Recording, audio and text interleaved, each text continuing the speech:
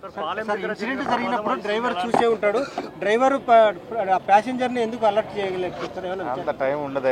ఇప్పుడు వచ్చి అడిగితే ఎక్కడి నుంచి చెప్పను నేను.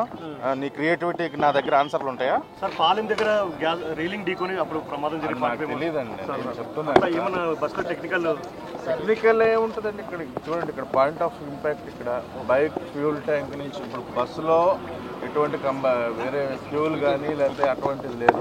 ఈ బస్సులో ప్రయాణికులు అయితే మనకి వాళ్ళు సురక్షితంగా ఉన్నారు, డ్రైవర్లు ఇద్దరు సురక్షితంగా ఉన్నారు. ఒక డ్రైవర్ అయితే మన అదుపులో ఉన్నాడు, రెండో డ్రైవర్ ఎక్కడున్నాడో తెలీదు.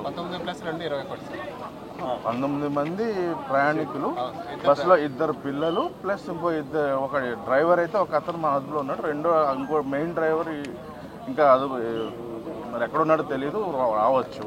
యాజమాన్యంతో కూడా మాట్లాడుతున్నారు. 39 మంది ప్లస్ ఇద్దరు పిల్లలు ప్రయాణికులు ఉన్నారు దీనిలో.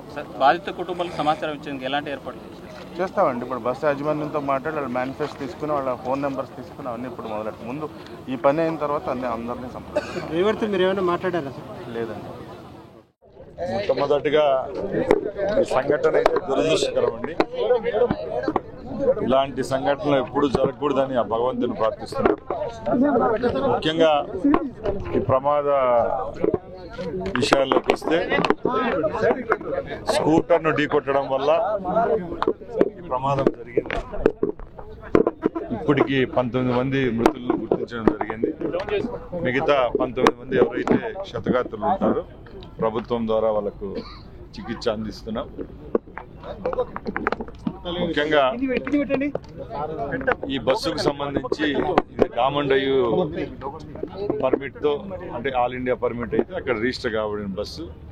ఇప్పుడు వరకు మా అధికారులు ఇచ్చిన సమాచారం ప్రకారం బస్సుకు సంబంధించి అన్ని ఫిట్నెస్ సర్టిఫికెట్ అయితేనేమి, ఇన్సూరెన్స్ అయితేనే అన్ని పర్ఫెక్ట్గా ఉన్నాయి. ఇది మేము ఒకటే అనుకుంటున్నాం, ఇది ప్రమాదవశాత్తు జరిగిన సంఘటన. ముఖ్యంగా ఏదైతే స్కూటర్ని ఢీకొట్టడం వల్ల ఆ స్కూటర్ కూడా బస్ కింద వెళ్ళిపోవడం, సుమారు 300 మీటర్లు లాక్కొని రావడం వల్ల అగ్ని ప్రమాదం జరిగింది. ముఖ్యంగా ఇలాంటి ప్రమాదాల్లో ఎక్కువ నష్టం ఎప్పుడు వాటిల్లుతుంది అంటే నైట్ టైం జర్నీ చేసే బస్సుల్లోనే ఈ ప్రమాదం ఎక్కువ జరుగుతుంది. ఎందుకంటే అందరూ 2.5-3 గంటల గాఢ నిద్రలో ఉండడం వల్ల వీళ్ళందరినీ కూడా రక్షించలేకపోయాం. అది కూడా ఇప్పుడుండే బస్సుల యొక్క డిజైన్ పరిస్థితిని బట్టి కూడా ఆలోచిస్తే నైట్ టైం ట్రాన్స్పోర్ట్ చేసే స్లీపర్ బస్సుల్లో ఎక్కువ ఫ్లేమబుల్ మెటీరియల్స్ ఉంటాయి. లోపల ఉండే బెడ్షీట్లు అనుకోండి, కర్టన్, కుషనింగ్ ఎక్కువ ఉండడం వల్ల కూడా మంట అనేది ఎక్కువగా వ్యాప్తి చెందడం వల్ల ఈ నష్టపరిణామం ఎక్కువగా ఉంది. ఇప్పుడు ఎవరైతే చనిపోయినారో అలాగే ఎవరైతే క్షతగాత్రులు ఉంటారో వాళ్ళు ఏ ట్రాన్స్పోర్ట్ ద్వారా వాళ్ళు ప్రయాణిస్తున్నారో వాళ్ళ ఫోన్ నెంబర్లు అన్నీ మా దగ్గర ఉన్నాయి. గౌరవ ముఖ్యమంత్రి గారు ఇప్పుడు దుబాయ్ నుంచి కూడా జస్ట్ ఇప్పుడే అధికారులు అలాగే మంత్రివర్గం సభ్యులతో అందరితో మాట్లాడడం జరిగింది. ఆ కుటుంబాలకు ఎవరికైతే చనిపోయినారో అలాగే క్షతగాత్రులు ఉంటారో వాళ్ళకు ప్రభుత్వం ఆదుకుంటుంది. ముఖ్యంగా ఈ బస్సులో ప్రయాణించిన ప్రయాణికులు ఏ రాష్ట్రానికి చెందిన వారు అనేది ఇప్పుడు మేము మా ముందరున్న మెయిన్ టాస్క్ ఒకటి. అది కూడా 2-3 అవర్స్లో వాళ్ళ ఫోన్ నెంబర్స్ ట్రేస్ చేసి, ముఖ్యంగా ఈ సౌత్ ఇండియా పర్మిట్లో ఉంది కాబట్టి తెలంగాణ, ఆంధ్ర అలాగే ఉమ్మడిగా కర్ణాటకకు సంబంధించిన ప్రయాణికులు ఉండొచ్చు కాబట్టి ఆ ట్రాన్స్పోర్ట్ మినిస్టర్లు కూడా మాతో టచ్లో ఉన్నారు. తప్పకుండా దీని మీద ఏ విధంగా ఈ సంఘటన జరిగిందనే దాని విషయంలో మా అధికారులు ముందుకెళ్తున్నారు. గౌరవ ముఖ్యమంత్రి గారి ఆదేశాల మేరకు ఈ ప్రమాదంలో ఎవరైతే గాయపడ్డారో, మృతి చెందారో ఆ కుటుంబాలకి ప్రభుత్వం చేదోడువాదుగా ఉంది. ఇందాక డిఐజీ గారు చెప్పారు బస్సులో సేఫ్టీ మెజర్స్ లేవు. ఏది ఇప్పుడే చెప్పలేమండి, ఎందుకంటే ఇన్సిడెంట్ జరిగింది రాత్రి 2:30కి జరిగింది. ముఖ్యంగా నేను ముందు మీకు చెప్పినట్టు సేఫ్టీ మెజర్స్ అంటే మార్నింగ్ ట్రావెల్ చేసే బస్సులు వేరే విధంగా డిజైన్ ఉంటాయి, నైట్ టైం స్లీపర్ బస్సులకు సంబంధించిన డిజైన్ కూడా వేరేగా ఉంటుంది. ఈరోజు 19 మంది ఎవాక్యువేట్ చేయగలిగామంటే దాంట్లో ఎన్నో పరిణామాలు ఏవైతే ఉంటాయో, సేఫ్టీ మెజర్స్ ఉంటాయో వాళ్ళందరినీ కూడా బయటికి తేవడం జరిగింది. ముఖ్యంగా ఇలాంటి ఘటనలు జరిగేటప్పుడు టైం కూడా ఖచ్చితంగా పరిగణలోకి తీసుకోవాలా. ఇదే టైమింగ్ మార్నింగ్ టైమ్స్ జరిగినప్పుడు ఇంత ప్రాణహాని అయితే ఉండదు. నైట్ టైం జరిగినప్పుడు చాలా మంది ప్రయాణికులు నిద్రలో ఉండడం వల్ల, అలాగే సీటింగ్ కూడా మీరు చూశారు, ఇది అప్పర్ బెర్త్ ఉంటుంది, కింద సీటింగ్ ఉంటుంది కాబట్టి అక్కడ ఏ విధంగా వాళ్ళ యొక్క మరణం ఎలాగ జరిగిందనేది కూడా అధికారులు కొందరు చెప్పే విధంగా ఫస్ట్ దట్టమైన పొగ వల్ల వాళ్ళు స్పృహ కోల్పోవడం, ఆ తర్వాత ఈ ఫ్లేమబిలిటీ ఎక్కువ ఉండడం కూడా జరిగిండొచ్చు.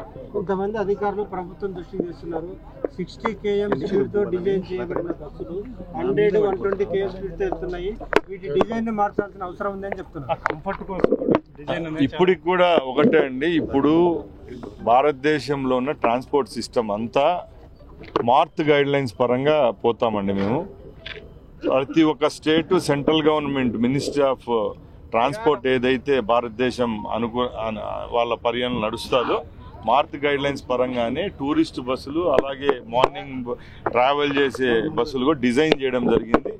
ఇలాంటి సంఘటనలు జరుగుతూ ఉన్నాయి. లాస్ట్ 10 సంవత్సరాల్లో ఒకసారి బేరేజ్ వేసుకుంటే ఇలాంటి 2-3 ఇన్సిడెంట్ ఇదే హైవే మీద కూడా జరగడం జరిగింది. కాబట్టి ముఖ్యంగా ఇప్పుడు కొత్తగా వచ్చే బస్సులకు ప్రమాదాల నివారణ కోసం ఫైర్ అలారం సిస్టమ్ కూడా వస్తూ ఉంది.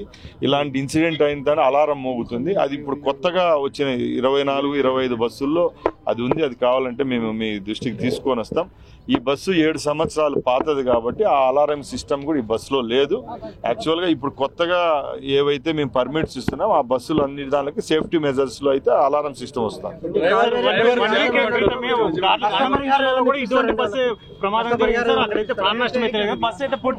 ముఖ్యంగా ఈ ప్రభుత్వం ఎంతో చిత్తశుద్ధితో ఈ ఘటనపై స్పందించడం జరిగింది. నేను ముందే చెప్పినట్టు సంఘటన 3 గంటలకు జరిగితే ముఖ్యమంత్రి గారు దుబాయ్లో ఉండి 4 గంటలకే ఆడియో కాల్ తీసుకోవడం జరిగింది.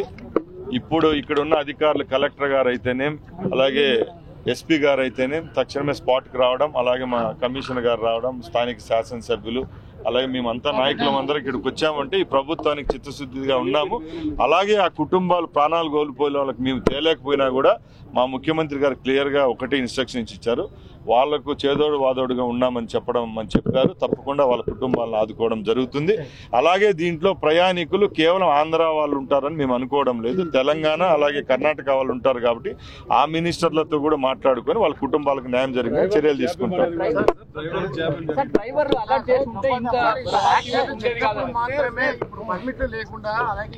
సార్ ఇప్పుడు ఈ ఘటన విషయానికి వస్తే ఇది జరిగి 5-6 గంటలు అయిందండి. ఏ విషయాన్ని మేము ఇప్పుడే చెప్పలేము. దీనికి సంబంధించిన అధికారులు వస్తున్నారు. తప్పకుండా ఈ రోజు సాయంత్రం లోపల ఘటన ఏ విధంగా జరిగింది ఒక్కొక్కరు ఈ విషయాల్లో కాంట్రడిక్ట్ అవుతున్నారు కాబట్టి కరెక్ట్ క్లారిటీగా 2-3 అవర్స్ మీ దృష్టికి తీసుకొస్తాం.